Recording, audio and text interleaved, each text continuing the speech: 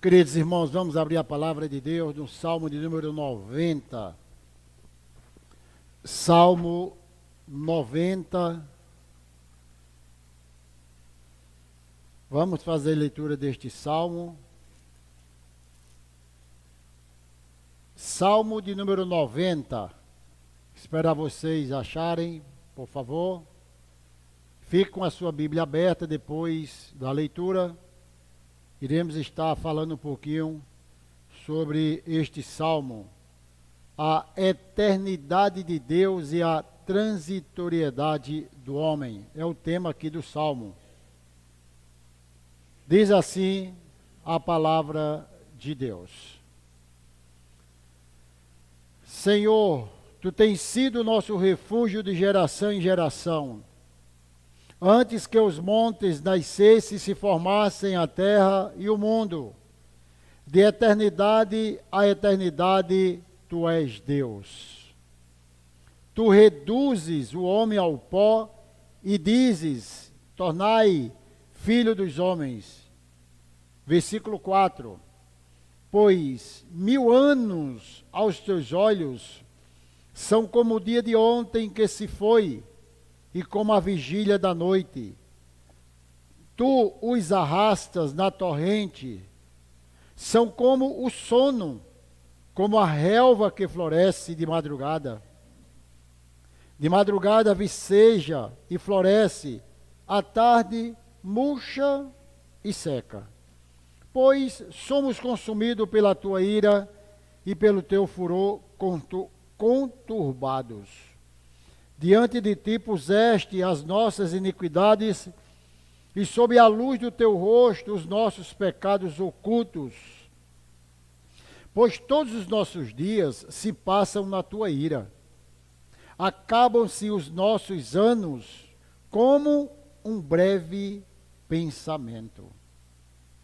Os dias da nossa vida sobem a 70 anos, ou, em havendo vigor, a 80.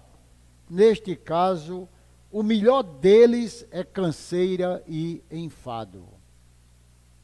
Porque tudo passa rapidamente e nós voamos. Quem conhece o poder da tua ira? E a tua cólera, segundo o temor que te é devido? Ensina-nos a contar os nossos dias, para que alcancemos coração sábio. Volta-te, Senhor, até quando? Tem compaixão dos teus servos. Sacia-nos de manhã com a tua benignidade, para que cantemos de júbilo e nos alegremos todos os nossos dias. Alegre-nos por tantos dias quanto nos tens afligido, por tantos anos quantos suportamos a adversidade. Aos teus servos apareçam as tuas obras, e aos seus filhos a tua glória. Seja sobre nós a graça do Senhor nosso Deus. Confirma sobre nós as obras das tuas mãos. Sim, confirma as obras das nossas mãos. Vamos orar? Ó Deus bendito e amado, nós louvamos o teu nome, te agradecemos pela tua palavra, este salmo que nós acabamos de ler, que o Senhor esteja falando ao nosso coração, Pai, em nome de Jesus, amém. Salmo 90 é um salmo escrito por Moisés. O próprio título do salmo, você vai ver lá em cima, que é a oração de Moisés, com um detalhe: oração de Moisés, homem de Deus. Para você ver a quem foi que escreveu o salmo e quem era esse homem. Moisés era um homem de Deus. Esse salmo é o salmo mais antigo do livro do Saltério. Ele tem muitos anos. E o contexto desse salmo, segundo alguns estudiosos, tenha sido talvez quando o povo de Deus fracassou em Cades Barneia. E Moisés aí escreve esse salmo para mostrar a eternidade de Deus em detrimento da transitoriedade da vida, não é? O Deus que é eterno, o Deus que é autoexistente, o Deus que existe desde a eternidade, e o homem que é finito, falho, frágil e pecador. Esse salmo nós vamos dividir em 5 partes. Versículo 1 e 2, vamos falar da eternidade de Deus, ou em outra tradução, a morada ou a nossa habitação. Segundo, versículo 3 ao versículo 6, a fragilidade do homem. Versículos 7 e 8, a pecaminosidade humana. Versículo de 9 a 12, a brevidade da vida. E versículo de 13 a 17, a graça de Deus sobre os seus servos. Como é que ele começa mostrando? O Deus que é eterno, o Deus que reina sobre todas as coisas. Certamente todos nós somos mortais, estamos aqui peregrinando, não é? A gente tem um dia de nascer e tem um dia de morrer. É claro que nenhum de nós sabe o dia da morte. Vocês sabem o dia que nasceu. Vocês sabem o dia do seu nascimento, mas da morte ninguém sabe, porque nós somos mortais. Veja só, para o cristão, a nossa vida aqui é uma jornada de onde nós estaremos partindo para a eternidade a nos encontrar com o Senhor. Então, o primeiro ponto nesse versículo 1 é que o Senhor, ele é eterno. Ele reina de geração em geração. Diferentemente de você e de mim, pecadores, nós temos os nossos dias contados. Não somente os nossos dias contados, como os nossos dias enfadonhos, como os nossos dias cansados, como os nossos dias de tribulação. Muitas são as tribulações que nós vivemos aqui. E esse salmo ele vai mostrar o quanto esse povo, ele realmente é um povo que vive, mas que é um povo que sofre. A nação de Israel teve um sofrimento, um cativeiro durante 430 anos. Esse Moisés que escreveu esse salmo foi o mesmo Moisés que tirou aquele povo do Egito. Foi esse Moisés que sofreu com a desobediência daquela nação, que sofreu com a incredulidade daquele povo. E é por isso que ele começa dizendo, mostrando que Deus, ele é eterno. João Calvino, comentando esse salmo, ele usa essa expressão, que Deus é eterno, como Deus tem sido a nossa habitação. Ou melhor, aonde nós vamos habitar na eternidade. Perceba que o maior tempo da nossa vida não é aqui. Ele disse nesse salmo, Alain, que nós vamos viver talvez 70, 80 anos. Não é? Uns passam para 90, para 100, mas o próprio texto diz que quando alguém chega já em 80, 70, 80, é muita canseira e muito enfado. Então, para a gente valorizar a eternidade de Deus, para a gente não ficar apegado somente às coisas materiais e viver nesse mundo como se fôssemos passar a vida aqui.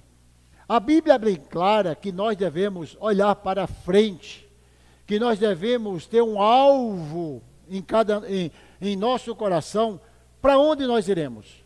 Escute isso aqui, para onde nós iremos?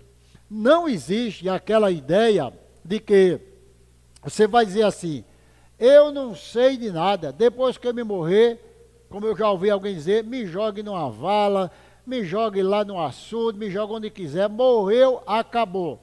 A vida não é assim, porque a eternidade é algo muito real na vida de cada pessoa, seja ela cristã, ateu, seja qualquer classe social, um dia todos vão se deparar com a eternidade, se é uma eternidade com Deus ou se é uma eternidade sem Deus. Aí cabe a cada um fazer a sua avaliação. E ele diz que essa eternidade aqui é uma eternidade, que Deus ele é eterno e prepara a eternidade para o seu povo. No versículo 2, no versículo 3 ao versículo 4, não é? Ele vai mostrar agora a fragilidade do homem.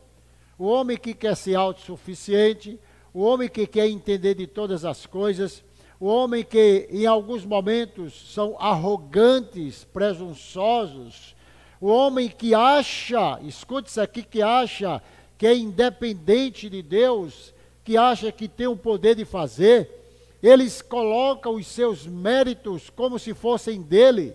Claro, você estudou, você acordou cedo para trabalhar, você fez jus do seu trabalho, dos seus estudos, mas nada disso elimina Deus dos seus projetos. Aliás, Deus tem que estar presente nos seus projetos, porque muitos ainda na tenra idade, novinho, morrem e deixam essa vida. Então o que é que ele quer dizer? Que o homem, ele é frágil. Há uma fragilidade que ele vai comparar. Eu acho incrível essa fragilidade, como a brevidade da vida, que vai ser o versículo de 8 em diante, de que a gente parece mais como uma, Tiago diz, como uma neblina. Você acorda de manhã e quando abre a janela da sua casa, está uma neblina muito forte, não é? Eu vi esses dias alguém postar em sua rede social, o amanhecer fechado, ninguém via nada, a cerração estava completa. E diz assim, olha que coisa linda, a bela cidade de Campina Grande, ou de Lagoa Seca, ou qualquer outra, tudo fechado. Mas, quando fecha a porta, toma café, sai, parece que no abrir e fechar dos olhos, aquela neblina foi embora. Pois é, João, a minha vida e a sua é essa. É assim, aparece e desaparece. Esse é o curso da vida.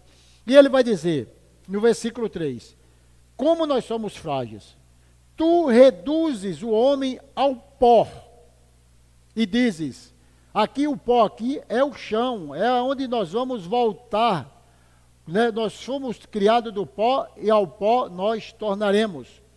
Então, tu reduzes o homem ao pó, e dizes, tornai filho dos homens. Na NVT, na nova versão transformadora, a tradução é essa: faze os homens voltarem ao pó, dizendo, retorne ao pó, ser humano.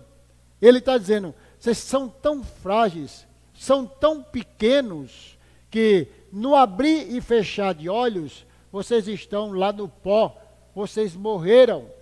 E não há nada mais, desculpa o meu entendimento, a minha expressão, mais misterioso do que a morte. Nós não sabemos de nada da morte.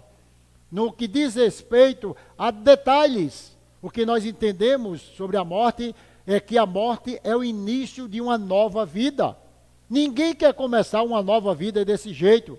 Você tem seus projetos para construir uma casa, para comprar talvez um novo carro, para passar no concurso público. Você tem os seus projetos para estudar, para enfrentar as dificuldades da vida, muito bem capacitado. Mas ninguém em sã consciência talvez tenha pensado nos projetos eternos, para onde nós iremos, o que nós iremos fazer depois que um dia fecharmos nossos olhos. E ele diz, vocês são tão frágeis que vocês vão voltar ao pó. Quem vai fazer isso? Escute isso aqui. Quem vai fazer isso aqui é o próprio Deus. Porque é o Deus, Débora, que dá a vida e que tira a vida. O poder pertence a Ele.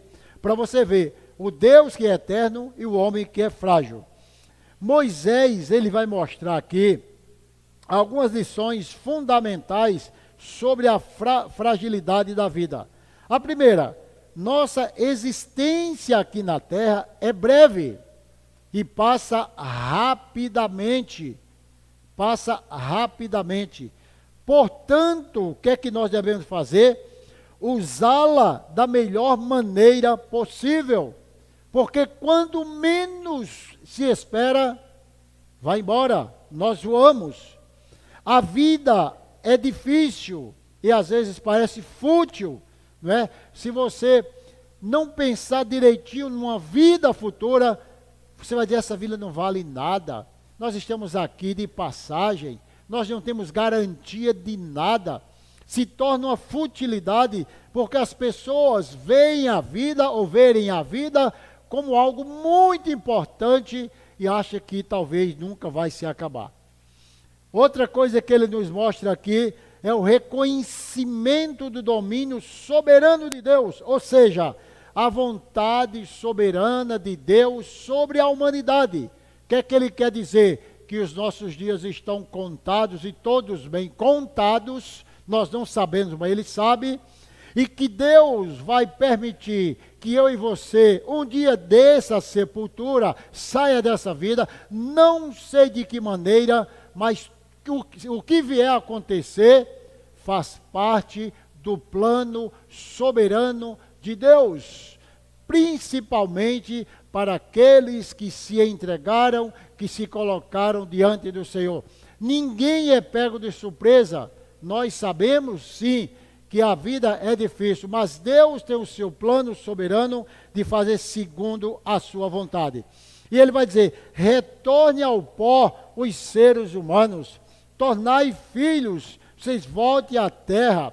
É como o sábio Salomão diz assim, todos procedem do pó, e ao pó voltará.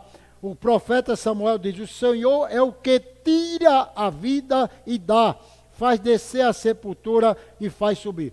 Por que essa insistência neste salmo? Para mostrar somente que você e eu não vale nada, não somos nada. Nós estamos aqui diante de Deus, nós não sabemos de nada, não somos nada e estamos daqui somente de passagem. Agora que ele vai dizer, tu reduzes o homem ao pó e fazes, e dizes, tornais filho dos homens. No versículo 4, ele vai usar uma expressão muito conhecida. Pois 1000 anos aos teus olhos são como o dia de ontem que se foi, ou como a vigília da noite. Ele mostrou, se você chegar a 70 ou 80 anos, olhe para quê? Você pensou que viveu muitos anos, mas aos olhos de Deus, isso é como se fosse um dia. E ele usa uma expressão aqui muito interessante, quando ele vai dizer que é como uma vigília da noite. Os judeus dividiam as vigílias da noite em 4. A primeira vigília começava de 6 até 9, a segunda de 9 até meia-noite, a terceira de meia-noite até 3 da manhã e a quarta de 3 da manhã até 6 horas. 4 vigílias. Ele está dizendo como a vigília da noite.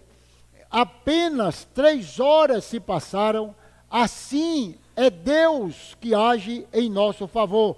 Ele diz, pois 1000 anos aos teus olhos são como um dia que se foi, e como a vigília da noite. Do mesmo jeito que nós dormimos, que acordamos, a nossa vigília é mais, nós dormimos em média de 7, 8 horas por dia, assim também é a vida. Ele fala, é como uma vigília, é como você dormiu e acordou e tudo já não existe mais.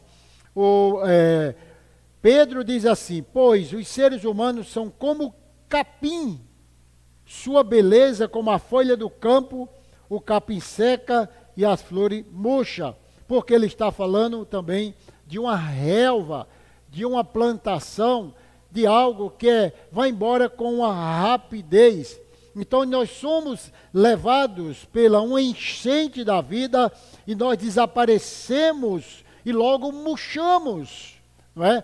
Toda essa preocupação, essa beleza, essa vaidade que nós temos, que é muito importante, cuidar da saúde, cuidar da beleza física, cuidar da nossa vida, isso é muito bom. Agora, nós murchamos. Quer ver uma coisa? Uma pessoa quando cai doente, em menos de 30 dias, a pessoa definha, desaparece. Eu lembro aqui da nossa irmã Bahia, não é? Em 30 dias daquela doença, Bahia, ela ficou de uma forma muito abatida. Como não é uma pessoa que era vigorosa, estava tão bem, mas é assim a vida que nós vivemos aqui. E ele diz aqui, como a vigília da noite, a noite se passa rápido. No versículo 5, ele vai mostrar essa mesma ideia de que nós somos arrastados, nós somos uma enchente, não é? Somos levados por uma tempestade, quando ele assim, tu os arrasta na torrente, são como o sono, como a relva que floresce de madrugada, como uma correnteza, como diz a NVI, tu arrasta os homens, são breves como o sono, são como a relva que brota, como eu falei para vocês. Então, o que ele quer dizer aqui?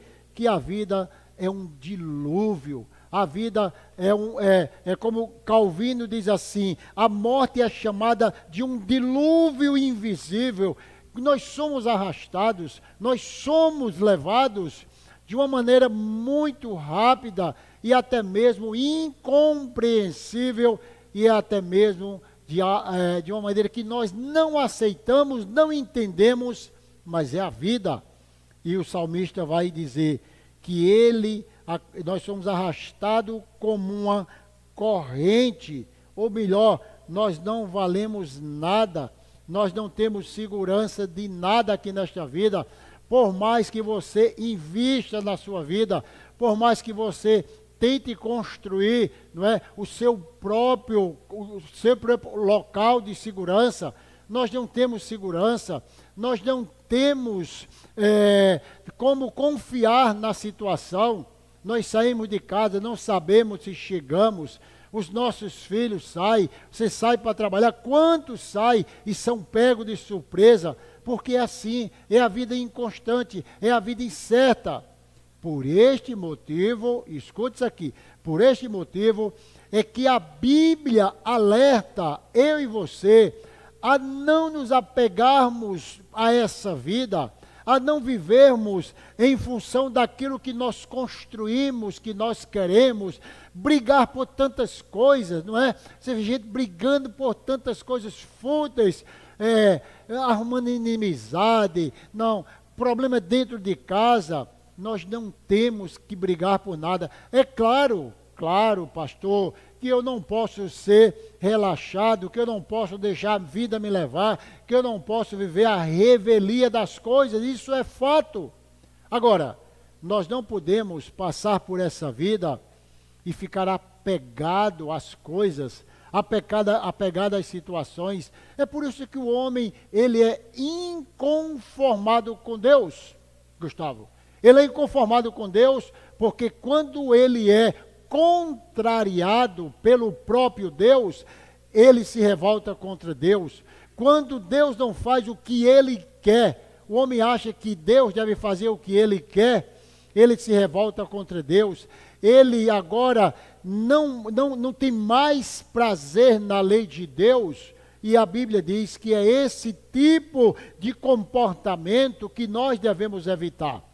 Volto a falar, reitero novamente, que a nossa vida não é uma vida irresponsável, não é deixa a vida me levar, não é nada disso, é apenas viver uma vida com realidade. Ele vai falar já, quando ele vai dizer, conta os nossos dias. O que é que ele quer dizer contar os nossos dias? Chegaremos já nesse versículo, não é a professora de matemática que vai contar os dias, né?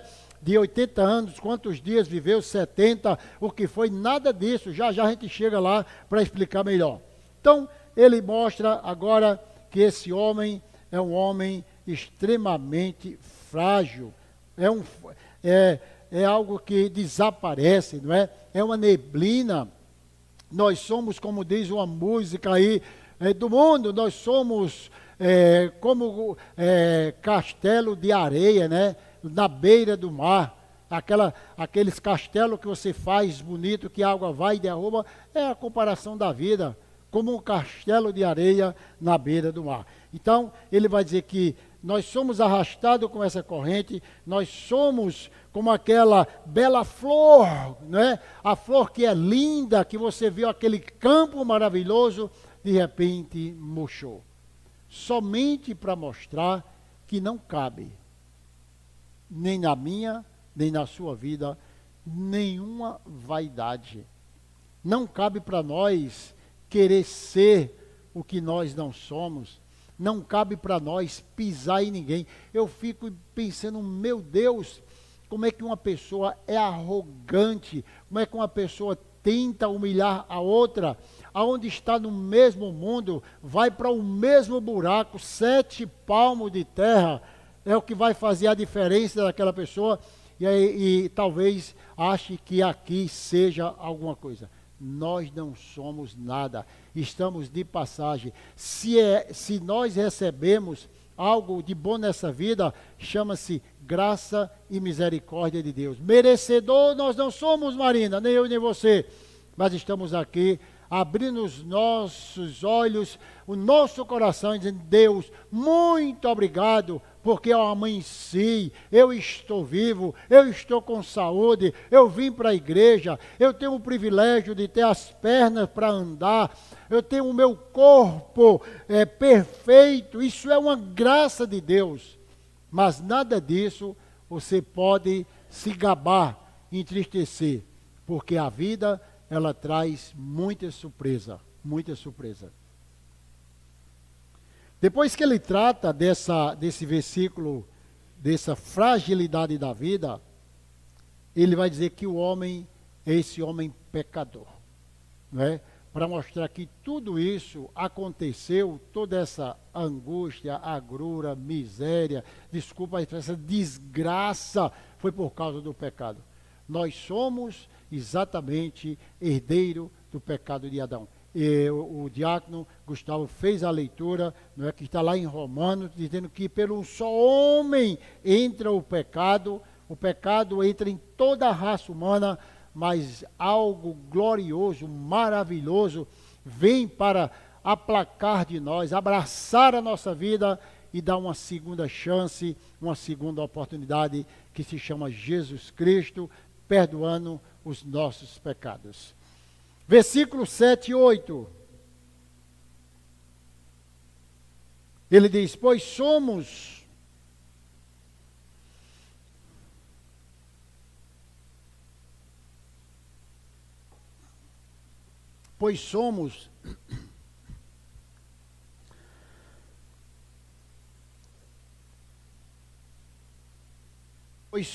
consumidos pela tua ira e pelo teu furor conturbados. Moisés está escrevendo um salmo em detrimento a uma nação pecaminosa.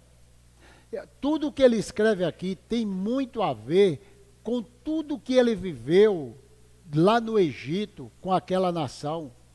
E ele traz para os nossos dias a aplicação de que nós não somos diferentes daquele povo. Foi o povo que mais viu milagre, foi o povo que mais reclamou. Foi o povo que Deus mais abençoou, foi o povo que mais se revoltou. Para você ter uma ideia, o povo estava tão mal acostumado que no minuto que Deus disse: Moisés, sobe lá agora no monte, vai escrever as tábuas da lei. As tábuas da lei. Quando ele sobe e Deus está lá falando com Moisés, o povo lá embaixo já estava se corrompendo, não é? Eu falei hoje pela manhã na introdução da escola bíblica sobre Paulo escrevendo aos Gálatas. Ele diz assim: eu estou admirado como é que vocês deixaram o verdadeiro evangelho de uma forma rápida. Como vocês se esquecem de Deus, como vocês abandonaram o verdadeiro evangelho, o evangelho que não é o meu evangelho, ele diz o evangelho de Jesus Cristo. O povo é assim, se esquece rapidamente do que Deus fez. E Moisés sobe, o povo fica lá embaixo, Moisés demorando, e começou agora a dizer: Arão, faz alguma coisa, começa aí a fazer um bezerro de ouro. Eles estavam tão acostumados com a idolatria, que queria alguma coisa para apalpar, que fizesse ali um bezerro para que eles adorassem. Deus disse: Moisés, desce depressa, o povo se corrompeu, vai embora logo que o povo não aguenta. Irmãos, é isso que nós devemos parar e pensar um pouquinho, que diante dos momentos difíceis, devemos parar, sustentar o nosso coração nos caminhos de Deus e fazer como o Salmo 57, até que passe sobre nós as calamidades e esperar o tempo de Deus. Somos consumidos pela tua ira. Olha o que ele diz, você é pecaminoso, é isso que está acontecendo, a ira de Deus. Quando ele está falando a ira de Deus, meus irmãos, não pense somente que Deus é amor. Deus, Ele ama você. Ele não está, Ele apenas odeia o seu pecado. Isso é uma falácia. Isso não pode ser pregado. Deus odeia o homem por completo, principalmente quando ele é inveterado, quando ele é irredutível, ele não quer aceitar, talvez, o conserto da sua vida, ele não quer aceitar o perdão de Deus. Moisés está dizendo, olhe, vocês somos consumidos. E aquele dizendo, é justo. Deus se irá de cada um de nós, é justo, não é injusto. Tem alguém que diz assim, Senhor, seja justo comigo. Você pedir que Deus seja justo com você, você não sabe o que você é merecedor. Nós não sabemos o que nós merecemos para chegar diante de Deus, Senhor, seja justo. Sabe o que é Deus ser justo? Era fulminar, se ele fosse ser justo, é porque ele é misericordioso e dá para mim e para você uma oportunidade. No versículo 8 ele vai dizer, diante de ti puseste as nossas iniquidades e sob a luz do teu rosto os nossos pecados. Tu põe diante de ti os nossos pecados, como diz a NVT, secreto, e vê todos eles. Isso faz retratar o salmista no Salmo 19, que ele diz assim, quem pode entender os seus próprios erros, expulga-me os pecados ocultos ou aquele que não sabe.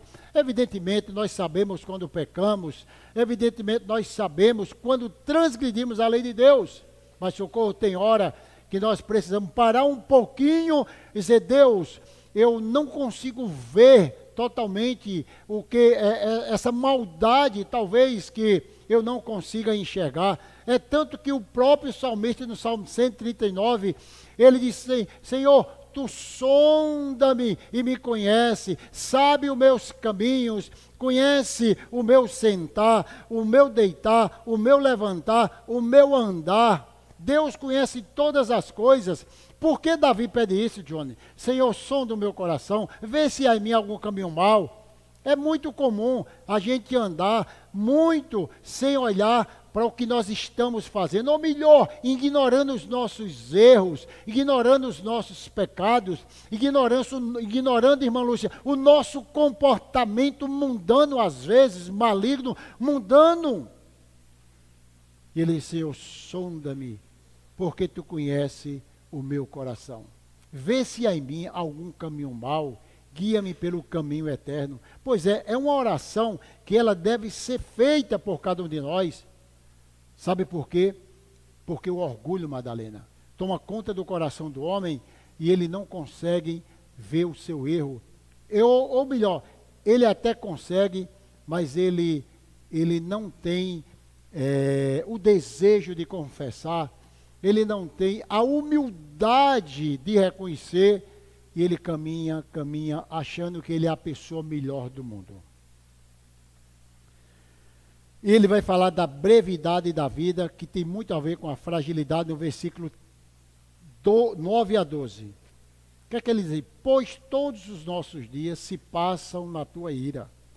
Acabam-se os nossos anos como um breve pensamento. Ele diz assim, passamos a vida debaixo da tua ira e terminamos os nossos dias com um gemido, como diz essa NVI. Ele retorna à brevidade da vida, à futilidade da vida. Todos os nossos dias passam na tua ira. Não tem, todos nós somos sim atribulados. Versículo 10. Os dias da nossa vida sobem para 70 anos, ou, havendo vigor, não é?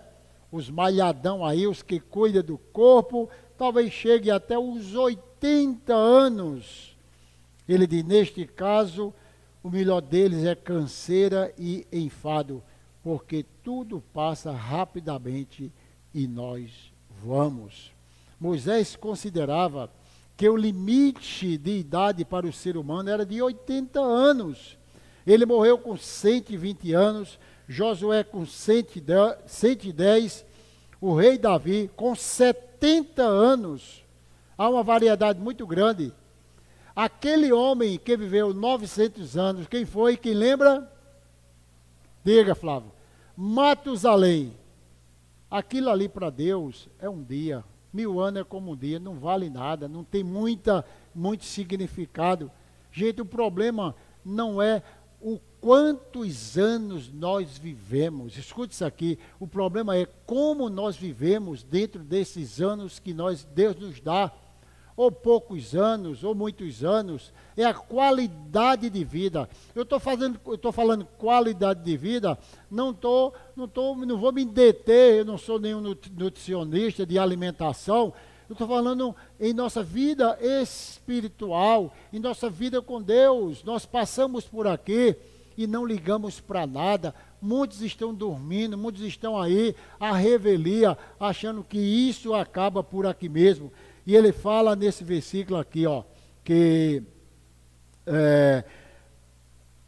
o homem ele pode viver esses anos, mas nós voamos, nós vamos embora de uma forma muito rápida. Então, Romanos diz assim, porque o salário do pecado é a morte, mas o dom gratuito de Deus é a vida eterna. Ele diz, o melhor deles é canseira, é enfado, nós voamos, tenha muito cuidado. Aí no versículo 12, eu acho particularmente uma das partes mais importantes desse versículo. Sabe por quê? Porque ele vai mostrar agora a questão de contar os dias. Ensina a contar os nossos dias. Para quê? Contar dia para quê? Para que alcancemos coração sábio. Então veja só, contar os dias, qualquer criança conta. A criança de 2 anos, minha netinha, quantos anos ela vai completar? Ela faz 2, né? 3. Você conta os dias, mas a ideia do salmista não é contar, não é? Eu estou completando 50, 60, 70, não propriamente. Contar, ajuda-nos a contar os nossos dias. A NVT vai dizer, ajuda-nos a entender como a vida é breve. Contar os dias é você parar e viver a vida de uma forma real. Tem gente que vive a vida como se fosse uma pegadinha, como se fosse algo de brincadeira, não leva a sério a vida. Pessoas que brincam com a vida, pessoas que não têm respeito com a própria vida. E ele vai dizer, ajuda-nos a entender como a vida é breve, para que vivamos com sabedoria. Ele diz, uma vida boa é aquela vida que tem sabedoria. Tiago vai mostrar lá na sua primeira carta, quando ele vai dizer sobre as provações, e ele diz, bem-aventurado é aquele que suporta com sabedoria a provação. O que é que tem a ver provação com sabedoria? Porque a sabedoria é que nos dá um equilíbrio nos momentos difíceis da vida. Quando nós estamos atribulados, nós precisamos ter muita sabedoria para superar aquela tribulação. Ensina a contar os nossos dias. Mostra, Senhor, esses dias, o quanto é importante. E o mesmo Davi vai dizer, mostra-me, Senhor, o fim da minha vida e os números dos meus dias, para que eu saiba quão frágil eu sou, a qualidade de vida. Você não vai estar aqui angustiado, pensando, meu Deus, e amanhã? O que eu vou fazer? Não, até porque o amanhã, ele não existe, existe hoje. Eu fico pensando, meu Deus, quantas pessoas pararam no tempo, não produz, não procura fazer o que Deus assim o determinou para ele, o preparou. Pessoas que estão dormindo espiritualmente e achando que a vida é uma vida que nunca vai acabar. E ele diz nesse salmo, ensina-nos a contar os nossos dias, para que temos sabedoria, ou melhor, aproveitar os dias com muita sabedoria, enfrentar as dificuldades. Mas é isso que o salmista quer dizer. Contar os dias é você contar, falta tantos dias para o meu aniversário, eu vou fazer isso, não é? A programação, tudo bem, isso pode ser feito, mas é a maneira de vida que nós vivemos, que Deus dá para cada um de nós. Uma vida bem-sucedida é constituída de dias bem-sucedidos que honram o nome do Senhor. Ensina o Senhor a contar os nossos dias. No versículo 13, ele vai falar agora em diante sobre um pedido a Deus, não é? De que Deus use de graça e de misericórdia com a sua vida. Volta-se. Está falando de alguém frágil, de alguém pecador, e agora, Júnior, ele vai falar de uma atitude muito pertinente para nós, quando ele diz assim: volta-te, Senhor. Volta-te, Senhor. Até quando?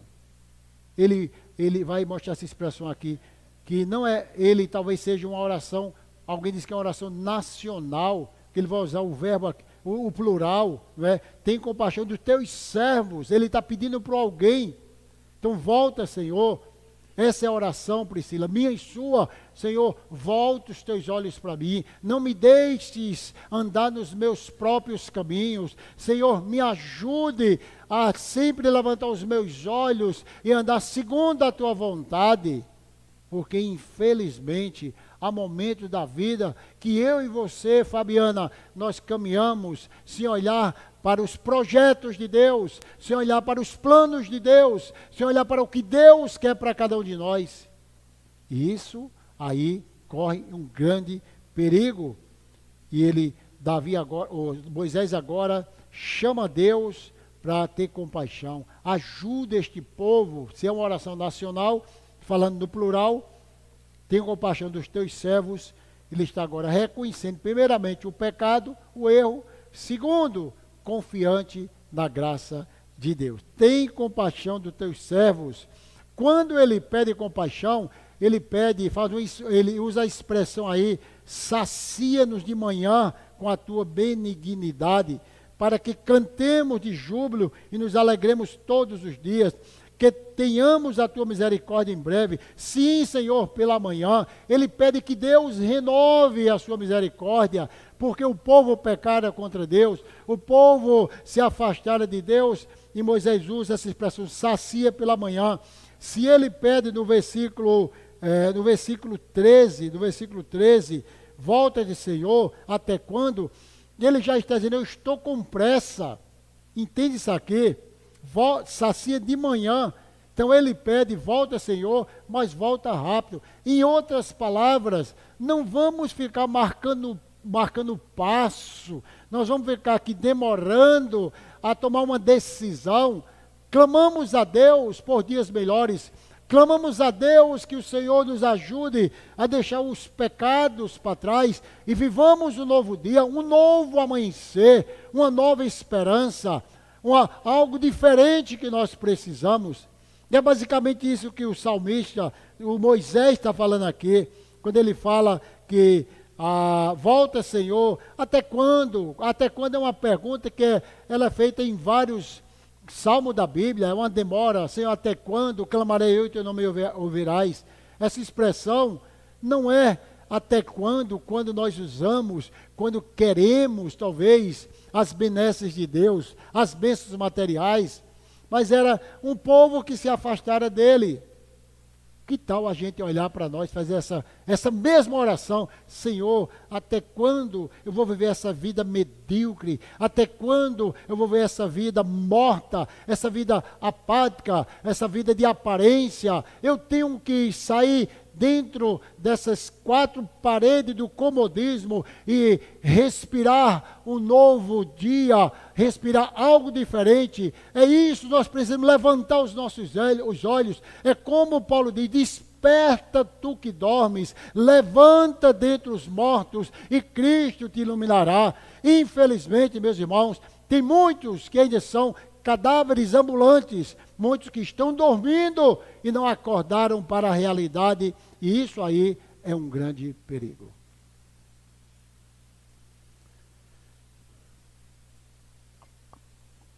Sacia-nos pela manhã, Senhor. Ele diz outra expressão: alegra-nos por tantos dias quantos nos tens afligido, pressa, socorrer, por tantos anos quanto suporta da adversidade.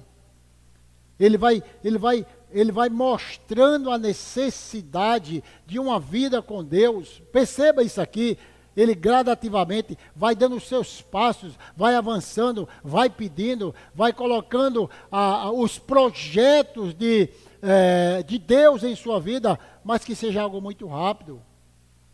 Uma das coisas que o povo de Deus pecou, errou, quando saiu do cativeiro babilônico, sabe qual foi? Foi que eles passaram 70 anos no cativeiro, Deus milagrosamente trouxe eles de volta, e agora eles chegaram, depois do cativeiro, se esqueceram de Deus. Eles começaram a construir suas casas, pensar nos seus negócios. Livro de Ageu, capítulo 1. E Deus começou agora a cobrar deles seriedade na obra, no templo. O templo de Salomão fora derrubado. O templo de Salomão era grande, bonito, belo demais. E eles ficaram assim: meu Deus, como é que nós vamos construir esse templo?